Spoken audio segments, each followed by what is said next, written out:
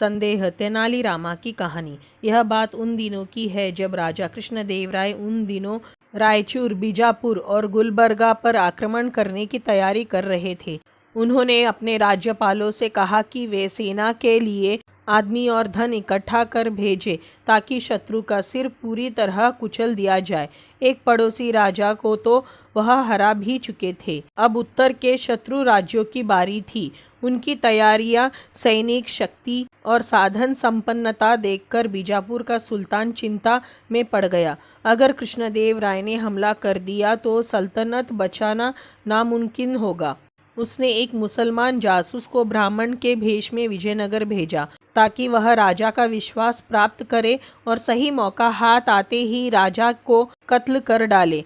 सुल्तान ने सोचा कि अगर राजा को मार दिया गया तो पहली बात तो हमले का खतरा टल जाएगा, दूसरा उसके मरने से राज्य में जो आपाधापी मचेगी उसका लाभ उठाकर विजयनगर पर धावा बोलकर उसे जीता जा सकता है।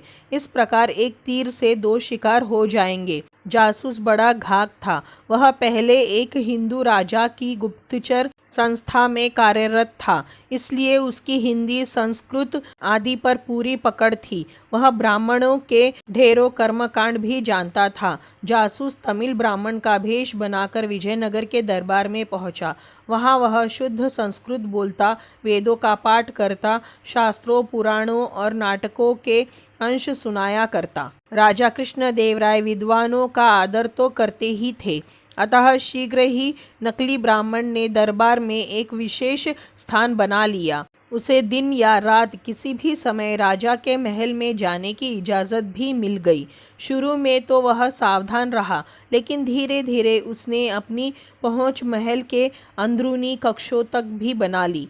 वह ऐसे स्थान की तलाश में था जहां मौका पाकर वह राजा पर वार कर सके। एक समस्या यह भी थी कि राजा जहां भी आता जाता कुछ लोग हमेशा उसके साथ रहते थे। ऐसे मौके पर पकड़े जाने का खतरा रहता था।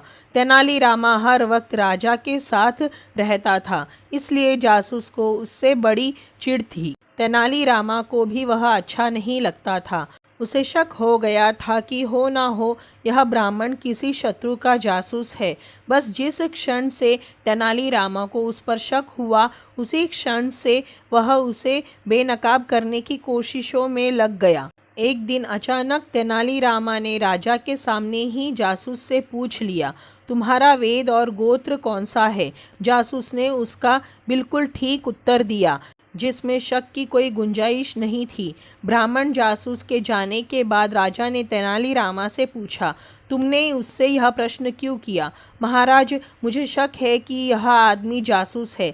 इस पर भरोसा करने से पहले इसे परख लेना चाहिए। गलत आदमी पर की गई कृपा बहुत नुकसान पहुंचाती है। क्या कहते हो तेनालीरामा? क्या अब भी तुम्हारा शक दूर नहीं हुआ? महाराज, आप जरा इस विषय पर सोचें। दिखावे और स्वाभाविकता में बहुत अंतर है। यह दिखावा कुछ ज़्यादा ही कर रहा है। शुद्ध संस्कृत बोलने का प्रयत्न, पूजा पाठ का दिखावा वही करेगा जिसने सिद्ध करना हो कि वह कर्मकांडी है। तुम्हारी बात में कुछ दम तो है, पर मुझे यकीन नहीं होता।